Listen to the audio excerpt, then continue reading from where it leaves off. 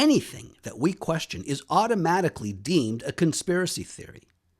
Therefore, anything that is deemed a conspiracy theory is something to look into, way more than what is on the surface. And this, ladies and gentlemen, the Philadelphia experiment, is definitely one of them. Good morning, ladies and gentlemen. Well, it's morning where I'm from, and where I'm from, we're questioning everything. And today, we're questioning the Philadelphia experiment. My name is Eitan, and welcome to my Cosmic Awakening.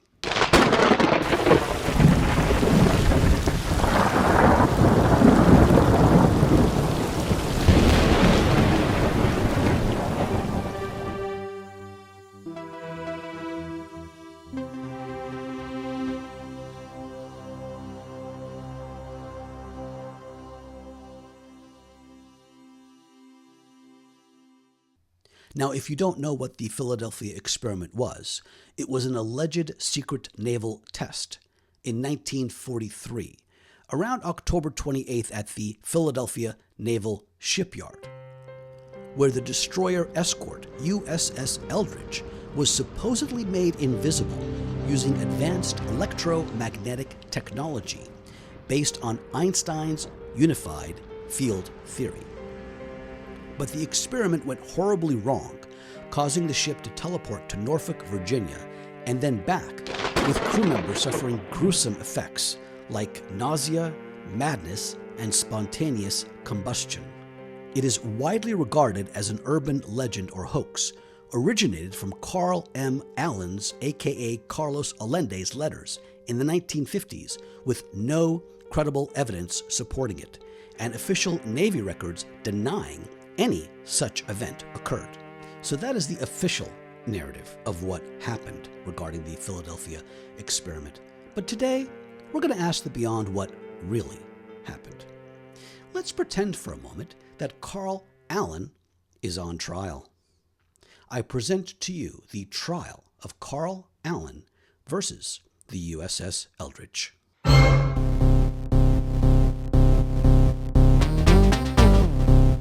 Ladies and gentlemen of the jury, Your Honor, we are not here today to debate fairy tales. I stand here not as a fringe theorist, but as someone armed with whistleblower testimonies, declassified government admissions, and a pattern of suppression that screams cover-up. My opponent will tell you it never happened, that it's all a hoax dreamed up by a drifter named Carl Allen. But I'll prove to you that the US Navy did indeed conduct a radical experiment on the USS Eldridge, bending the laws of physics in ways that terrified even its architects, and then buried it under layers of denial, falsified records, and intimidation. By the end of this debate, you'll see why the government's own actions betray the truth. First, let's address the core of my opponent's likely argument: there's no evidence. Oh, but there is, starting with the government's own fingerprints all over the story's origins. In 1955, Morris K. Jessup published The Case for the UFO, a book exploring unified field theories and extraterrestrial tech. Enter Carl Allen, alias Carlos Miguel Allende, a merchant mariner who sent Jessup letters detailing his eyewitness account of the USS Eldridge vanishing in a greenish fog at the Philadelphia Naval Shipyard, only to reappear in Norfolk, Virginia, hundreds of miles away. Allen claimed crew members were fused into the ship's bulkheads, driven insane, or erased from existence. The recap so far is that we have ship disappearing, sailors driven insane, and bodies fused to the hull.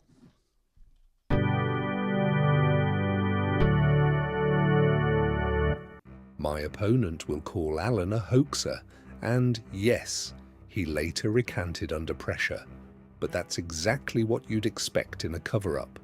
The CIA coerced him, as whistleblowers have alleged, but here's the smoking gun. Allen anonymously sent an annotated copy of Jessup's book to the Office of Naval Research in 1956. What did the Navy do? Ignore it as nonsense?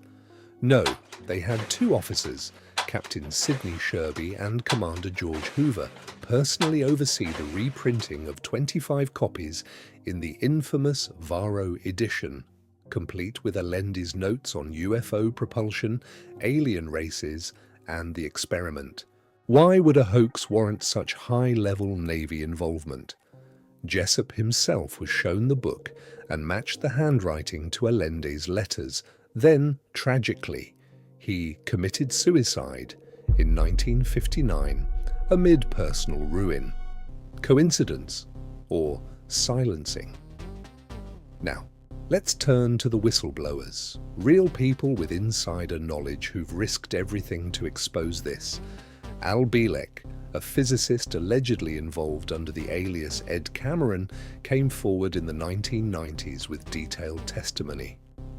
He was on the Eldridge when massive generators created an electromagnetic field that not only cloaked the ship from radar, but ripped open a portal in space-time, teleporting it and sending him to 1983's Montauk Project, a follow-up experiment in mind control and time travel.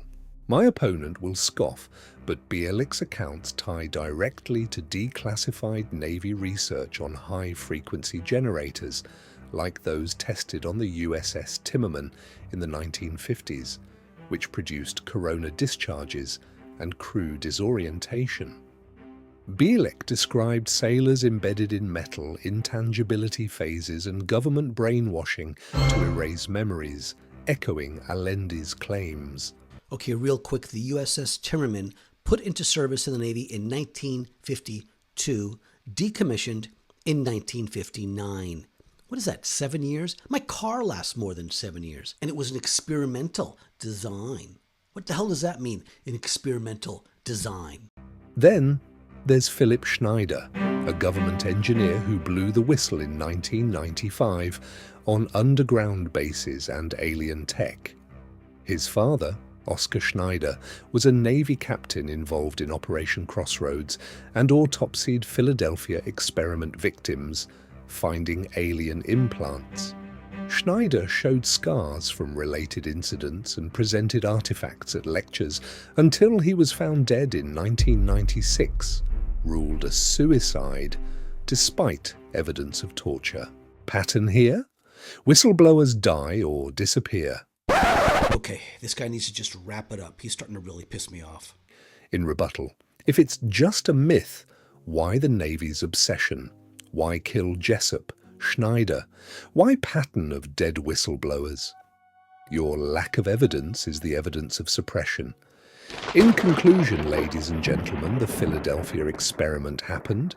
It tore reality, exposed alien pacts, and was buried to protect power. Demand disclosure, because if we don't, what else are they hiding? I rest my case. Thank you.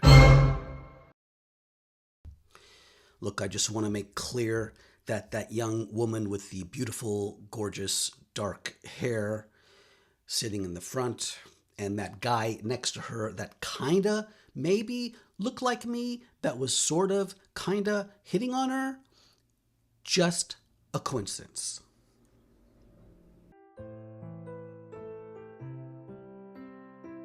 I mean, seriously, do you really think I would hit on a cartoon lady?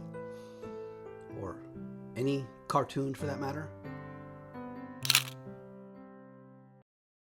I want to go over real quick what I do to prepare for every dowsing session. The first thing I do is take a few breaths, and I bring in the love light of the universe into my crown chakra. I then sage the area, making sure that all negative vibrations and energies are no longer there. I then pour some water into a goblet. I bless the water with love and light, and I drink the water. Once I am completely relaxed, then I'm ready to begin the dowsing session. Hey folks, I'm interrupting this session just for 30 seconds. If you like what you are seeing, please take a second, like and subscribe. It would really, really help me out. This is a brand new channel and I would love to continue doing what I'm doing. If you have a topic of interest that you would like me to douse on, please let me know. I've got a list of topics already, but I would love to hear what you want me to look into. Let's start dowsing. As you can see, I have a Philadelphia experiment chart here with the USS Eldridge. First thing we're going to do is ask if Carl Allende will come in. I have true, false here on the chart. True is also yes. False is also no.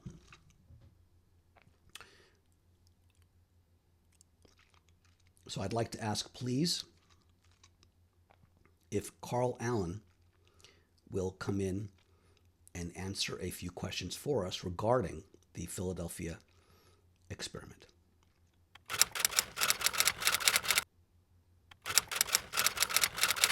True or false? On October 28, 1943, you personally observed a thick greenish-blue haze, or fog, completely envelop the USS Eldridge before the ship vanished from sight in the Philadelphia Naval Shipyard.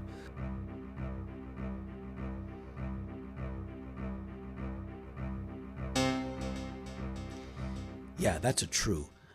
I'm not sure why anyone would make up such a cockamamie story. Cockamamie? Cockamamie? Cockamamie? A cockamamie? A cockamamie? What is that word? Cockamamie. Crazy story. Doesn't make any sense. True or false? The key figure overseeing the experiment was a Navy scientist named Dr. Franklin Reno, or someone using a similar alias, and he was directly involved in applying Einstein's unified field theory to the ship's equipment.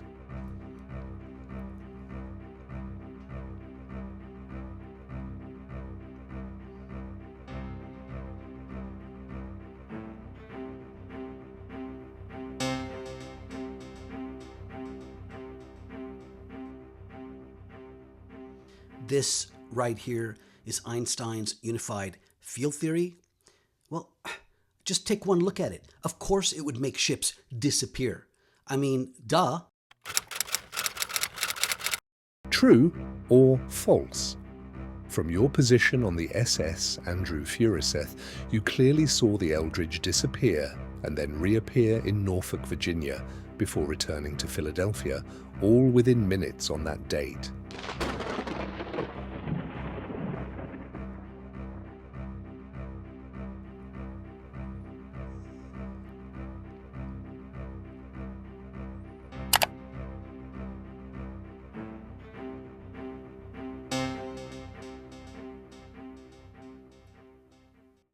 I think if I saw a ship disappear and then reappear in 1943 in the Navy, I would keep my damn mouth shut. True or false? At least two specific crew members on the Eldridge, whose names you knew or learned, became frozen in place or embedded in the ship's metal structures as a direct result of the force field experiment.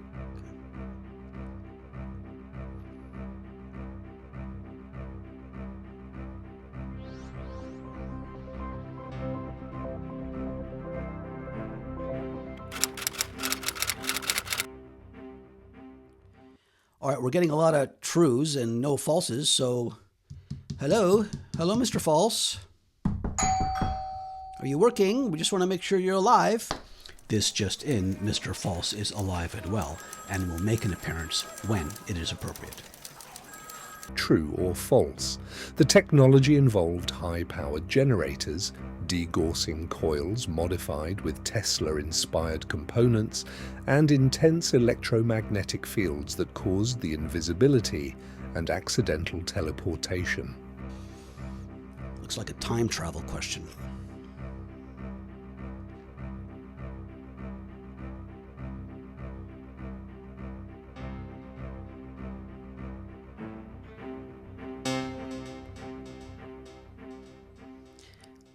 I only understand time travel if you're in a DeLorean, so... True or false? You personally handled or saw suppressed physical evidence, such as altered deck logs from the USS Eldridge or affidavits from other merchant marines who witnessed the event. Alrighty.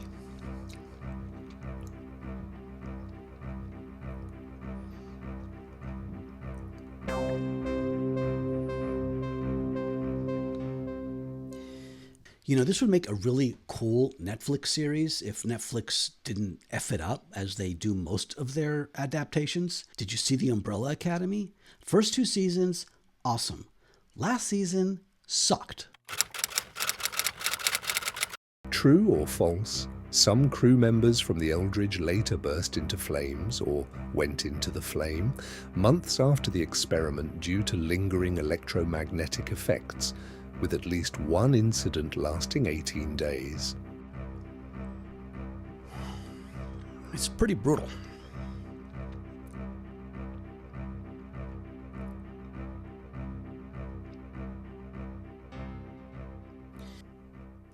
Yeah, Netflix for sure would completely mess this up.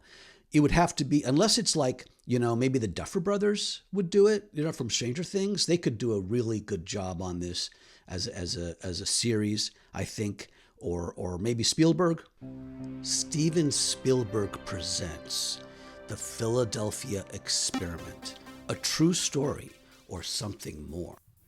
Okay, before we ask the next question, let's change the narrator from a strong male British voice to perhaps a softer female voice. Maybe we'll get a false. Maybe we'll get a different answer. True or false? You yourself suffered physical symptoms like nausea, disorientation, or other effects from residual force field exposure while observing the experiment, and you sought medical treatment for it at the time. Okay, that's a nice, soft, feminine question to ask.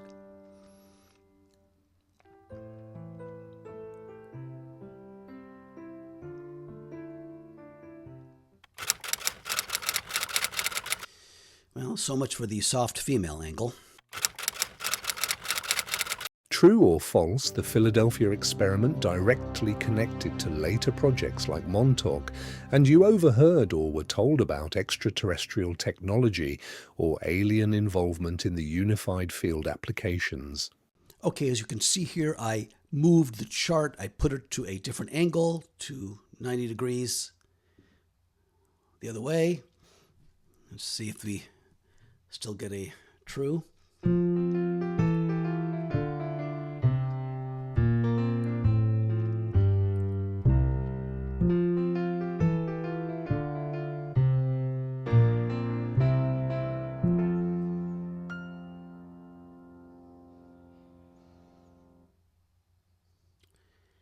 That's one smart pendulum.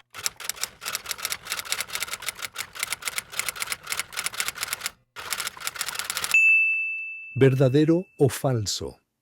Cualquier inconsistencia en sus relatos fueron desviaciones deliberadas que usted incluyó para proteger fuentes reales o confundir a los investigadores del gobierno con respecto a la desaparición del USS Eldridge. Hey, it's worth a shot. Carlos Allende? Sounds Spanish.